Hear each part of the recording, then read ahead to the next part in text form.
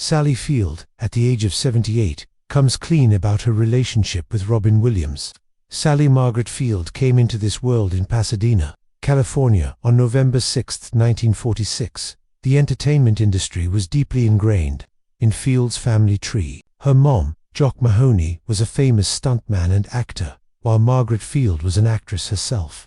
These formative experiences, in addition to the rich cultural milieu of Southern California, gave her a taste for the arts and an awareness of the highs and lows of a career in show business, commercial enterprise.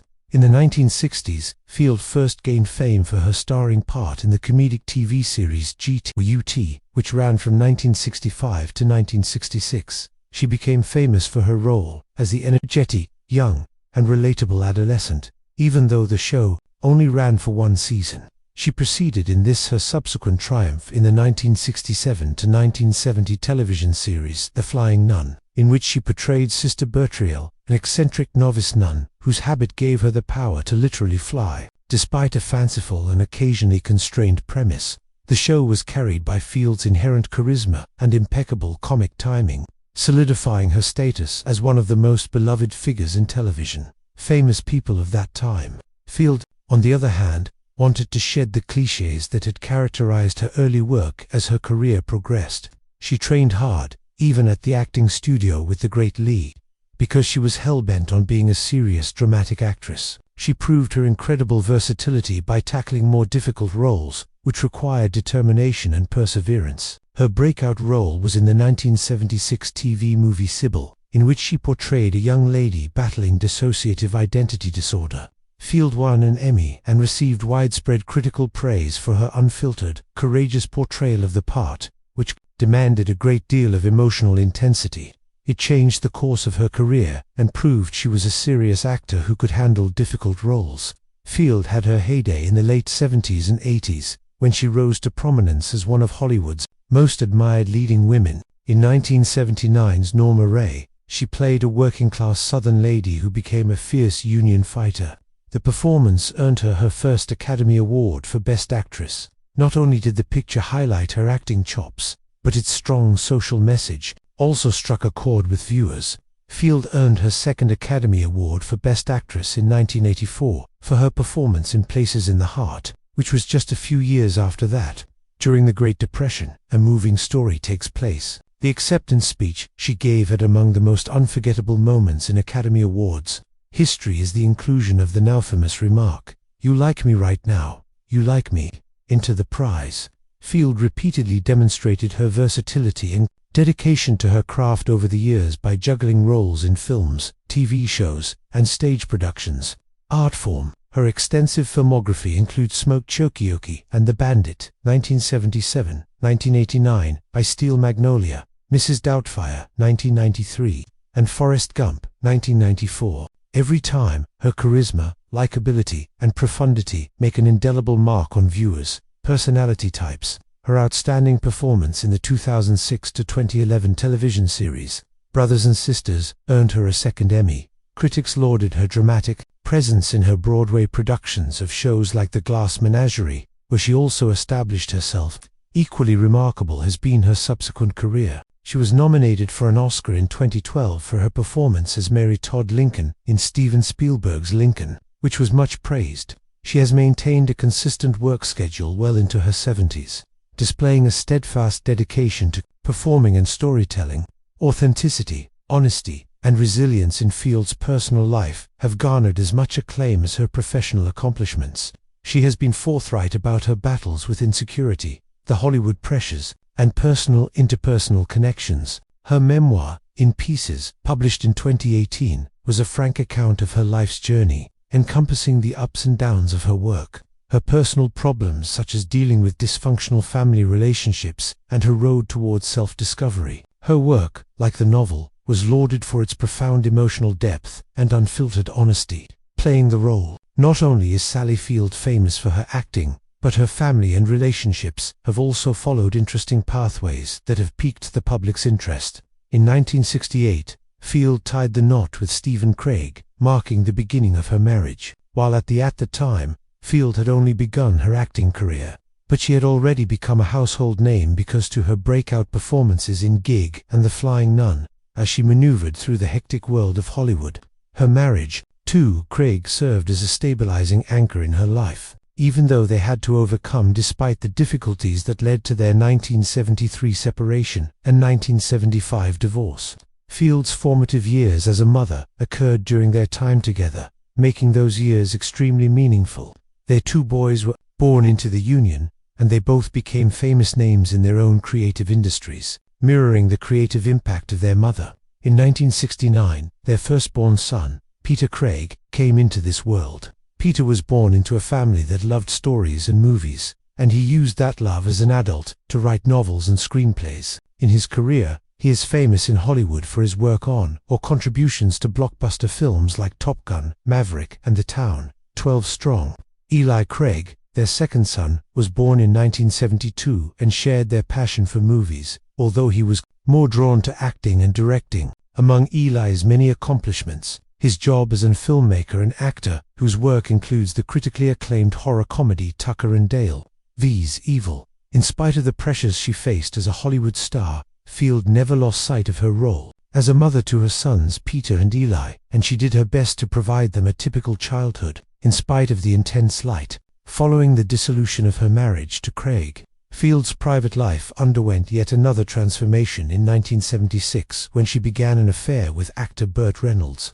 The public took an instant shine to their courtship, and it wasn't just because they were a stunning late 70s Hollywood pair. 1970s and 1980s. In addition to their love involvement, Field and Reynolds worked together professionally, appearing in 4 films beginning with 1977's Smokey and the Bandit, the 1980 follow-up Smokey and the Bandit, The End 1978, a dark comedy, and Hooper 1978, an action comedy. Their real-life passion translated to their on-screen connection, and the two quickly became one of Hollywood's and tabloids' most talked-about couples. Nevertheless, their relationship was complex, as are many in Hollywood. They loved one another very much, yet their conflict arose due to competing personalities and the demands of celebrity. Their formal breakup occurred in 1980 after 4 years of dating. However, they maintained a strong enough bond to keep their romance going until 1982, when they ultimately broke up for good. Specifically, Reynolds would go on to publicly discuss his undying love for Field, who frequently referred to her as the elusive one.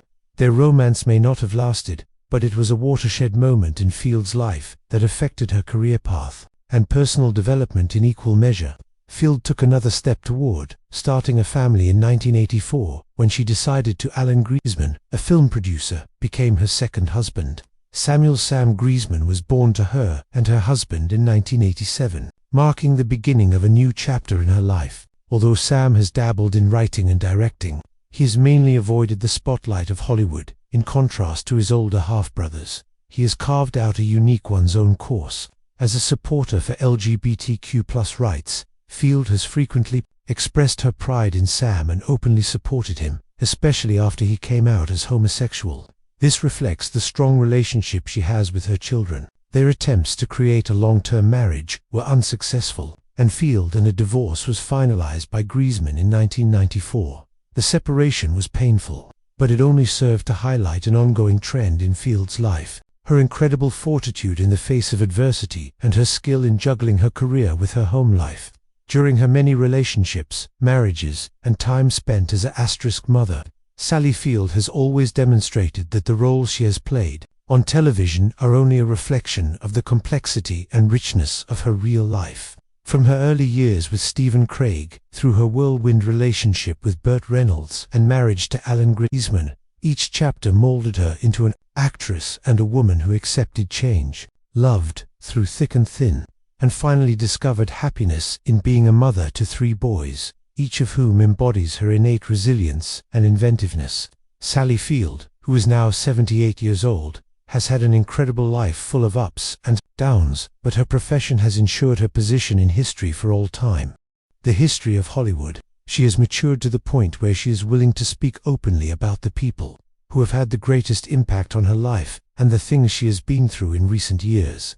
When she discussed her friendship with the late Robin Williams, one of the most shocking and touching disclosures occurred. Williams, the magnificent performer whose public and private personas made an indelible impression on viewers of all ages. Field revealed the complexities of her thoughts regarding Williams in her own words. "Even though our love wasn't romantic, I adored him." She went on to explain the complex web of business and personal relationships between them, revealing that it was more than that. Their most memorable encounter was on set of the critically acclaimed 1993 picture Mrs. Doubtfire, in which Field played Williams' character's ex-wife, Miranda Hillard. The chemistry between the two was palpable to millions of moviegoers. Their argument led to an argument. They were chatting. Despite this, there was an affection present that seemed authentic, almost too sincere to be staged. This intimacy was more than just an act, Field admitted. The complex relationship she shared with Williams at the time shone through. However, Field did admit that there was a hint of remorse and grief in her emotions. "I miss devastatingly," she said. "I know I didn't always say the things I should have said when he was alive." Her candor was refreshing. Field has learned to embrace this kind of candor in her later years, publicly discussing the shame that can accompany the premature loss of a loved one. For although their relationship wasn't a typical love story, she considered Robin Williams a friend and co-star with whom she had an unusually close emotional bond. She reflected on the surreal experience of collaborating with Williams. "He was utterly enthralled, has the potential to leave everyone on set gasping for air, and is brimming with an infinite supply of ideas, humor, and energy. Robin was incredibly draining, but in a good way." According to Field, his comedic timing was impeccable. After you thought he couldn't be much funnier, he'd say something so delicate and vulnerable that it would break your heart. That was Williams. For her, a swirl of contradictions, a poet and a clown rolled into one. Field acknowledged that, despite her excitement, she had an innate protectiveness for Williams due to her perception of an underlying anguish in him. "I knew he was upset, even though he was making everyone laugh," she said. With the wisdom that comes with age and experience, Field wishes he had reached out more, made more of an effort to alleviate that load. He wore it like a shadow, one that never quite left him. Her statement was that every now and again, she asks herself if he ever knew how much everyone loved and treasured him. Not only the world at large, but even his closest friends and family. Both sadness and thankfulness pervaded her thoughts as she reflected on Williams. "The way I got to know him was truly a blessing," she whispered. "Oh, he was absolutely not simply brilliant, a truly human spirit. He was, and that's probably what viewers saw on TV, someone who, in the same breath, could make them laugh and cry, since it was his true nature." As far as Field is concerned, Robin Williams is a constant of the delicate equilibrium between darkness and light, and of the significance of speaking our minds before it's too late. Sally Field, at the age of 78, has resolved to stop holding back. She is honoring a friend she loved, Robin Williams, by finally being clean about these facts. But she is also, while simultaneously teaching a lesson of honesty, love, and the transience of time, a moving confession of her own unfinished conversations with William and a jubilant ode to his genius. Her words urge us all to tell our truths before the opportunity passes. In Sally Field revealed in her honest memoir that she suffered from what she called serious depression in her late teens, exposing a very vulnerable period of her life. This was not a passing melancholy or short-lived difficulty. Rather, it was a heavy emotional burden that permeated her fundamental being, existence. During this time, Field experienced inner turmoil that she frequently found herself unable to articulate to those around her. She felt alone in her pain, as do many adolescents at that age. A combination of her uncertainties and the stress of attempting to figure out her identity. An emotional deluge ensued as a result of the inevitable uncertainties and changes that came with coming of age. This urgency, anxiety, and need to find something that was festering in me were symptoms of Field's depression, she said. These lines perfectly describe the restless energy she seemed to be carrying about with her. "I am on the lookout for a way to release pent-up feelings." It wasn't only melancholy. There was also an empathic understanding of her spirit's struggle against unseen barriers as it sought liberation, direction, and meaning. The worry she described frequently took the form of, in the same way that she never stops doubting her own value and who she is. She seemed to have an intuition that something significant was brewing inside of her, but she was lost and uncertain of how to find it.